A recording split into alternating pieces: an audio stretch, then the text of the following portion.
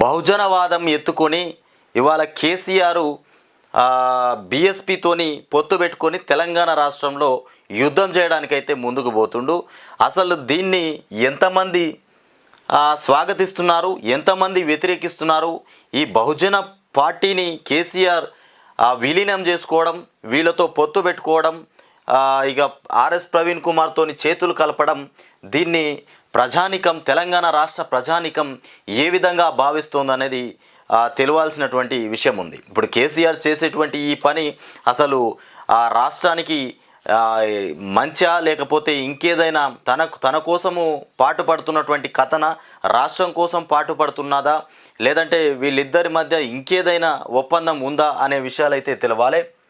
ఇక బీఆర్ఎస్తో ఎన్నికల పొత్తుపై చర్చించేందుకు ఆ పార్టీ అధినేత కె చంద్రశేఖరరావు నివాసానికి వచ్చిన బీఎస్పీ రాష్ట్ర అధ్యక్షుడు ఆర్ఎస్ ప్రవీణ్ కుమార్, చిత్రంలో మాజీ మంత్రి హరీష్ రావు, ఇక ప్రశాంత్, ఎంపీ సంతోష్ కుమార్, మాజీ ఎమ్మెల్యే బల్క సుమన్, ఇక తదితరులు వీళ్ళంతా కలిసి మొత్తానికి కేసీఆర్తో చర్చించడానికి ఆర్ఎస్ ప్రవీణ్ కుమార్ కేసీఆర్ ఇంటికి రావడం జరిగింది.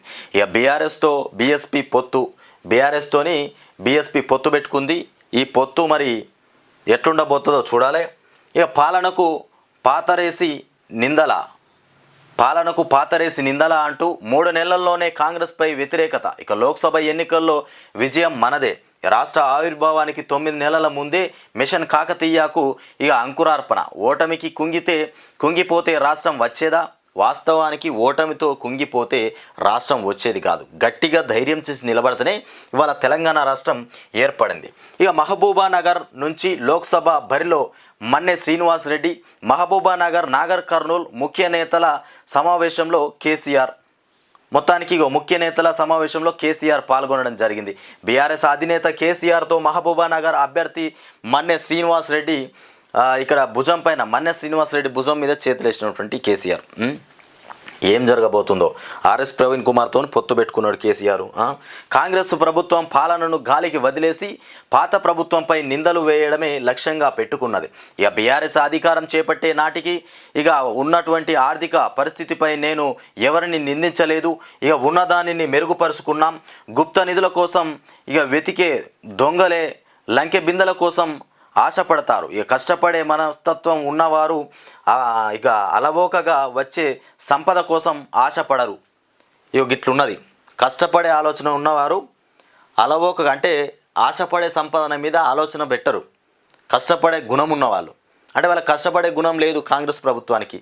ఏమైనా కేసీఆర్ మిగిల్చిన డబ్బులో అవో ఇవో కుండల్లో మిగిలినవి ఉంటే వాటితో తెలంగాణ రాష్ట్రాన్ని వృద్ధి చేద్దాం అనేటువంటి ఆలోచనే తప్ప, పైగా ఇంకో రకంగా మేము డబ్బులు సంపాదించాలి, రాష్ట్రాన్ని అభివృద్ధి చేయాలి, రాష్ట్ర ప్రజల కోసం ఇంకేదో చేయాలన్న ఆలోచన వాళ్ళ దగ్గర లేదు. గట్లున్నదన్నట్టు వ్యవహారం. ఇక కేసీఆర్ నివాసానికి ఆర్ఎస్ ప్రవీణ్ కుమార్ మొత్తానికి ఇలా ఇక సాధారణంగా ఆహ్వానించిన గులాబీ నేతలు. రాష్ట్ర దేశ పరిస్థితులపైన చర్చ, సీట్ల సర్దుబాటుపై మరోసారి భేటీ. ఇక సిద్ధాంతపరంగా 2 పార్టీల మధ్య సారూప్యతలు ఉన్నాయట. ఇకపై కలిసి పనిచేయాలని స్థూలంగా నిర్ణయానికి వచ్చాం. ఈ బీఎస్పీను బీఆర్ఎస్ 2 కూడా కలిసి పనిచేయాలనేటువంటి ఆలోచనకు వచ్చింది. ఇక బీఆర్ఎస్ అధ్యక్షుడు కె చంద్రశేఖరరావు వెల్లడి. దేశాన్ని చిన్నాభిన్నం చేసేందుకు రాజ్యాంగం రద్దుకు బీజేపీ కుట్ర చేస్తోంది. ప్రమాదంలో సెక్యులరిజం. ఇక బీఎస్పీ రాష్ట్ర అధ్యక్షుడు ప్రవీణ్ కుమార్ చెప్తున్నారు. ఇక రాష్ట్ర రాజకీయాల్లో కీలక పరిణామం చోటు చేసుకోనుంది. రానున్న పార్లమెంటు ఎన్నికల్లో బీఆర్ఎస్ బీఎస్పీ కలిసి పనిచేయాలని నిర్ణయించాయి. ఈ విషయాన్ని బీఆర్ఎస్ అధినేత కె చంద్రశేఖరరావు, బీఎస్పీ రాష్ట్ర అధ్యక్షుడు మాజీ ఐపీఎస్ అధికారి ఆర్ఎస్ ప్రవీణ్ కుమార్ స్వయంగా మీడియాకు వెల్లడించారు. ఇక ఆర్ఎస్ ప్రవీణ్ కుమార్ మంగళవారం నందీనగర్లోని కేసీఆర్ నివాసానికి వెళ్లారు.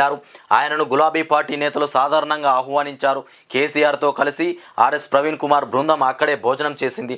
రాష్ట్ర దేశ రాజకీయాల గురించి ఇరు పార్టీల నేతలు సుదీర్ఘంగా చర్చించారు. దేశంలో సెక్యులర్ విలువలు క్షీణించడం, దేశ రాజకీయాల్లో కాంగ్రెస్ బలహీనపడటం, ఇక దళిత నిమ్న వర్గాల అభ్యున్నతి, ఇక తదితర అంశాలపైన మొత్తం మీద కేసీఆర్తోని లంచ్ చేసుకుంటా, భోజనం చేసుకుంటా దేశ రాజకీయాల గురించి మాట్లాడినటువంటి కథ. ఇవాళ కేసీఆర్తో పాటు ఆర్ఎస్ ప్రవీణ్ కుమార్ చేతులు కలిపి రాష్ట్రంలో ఏ పార్లమెంటు ఎన్నికల్లో పోటీ చేయబోతున్నారు. ప్రజలు ఈ వీళ్ళ కలయికని ఎలా ఆహ్వానిస్తున్నారు, దీనిపైన ప్రజలు ఏం చెప్పాలనుకుంటారు? అసలు ఆర్ఎస్ ప్రవీణ్ కుమార్ తోని పొత్తు పెట్టుకున్నటువంటి కేసీఆర్ అసలు ఏం చేయబోతుండు, రాష్ట్ర రాజకీయాల్లో ఏం జరగబోతోంది?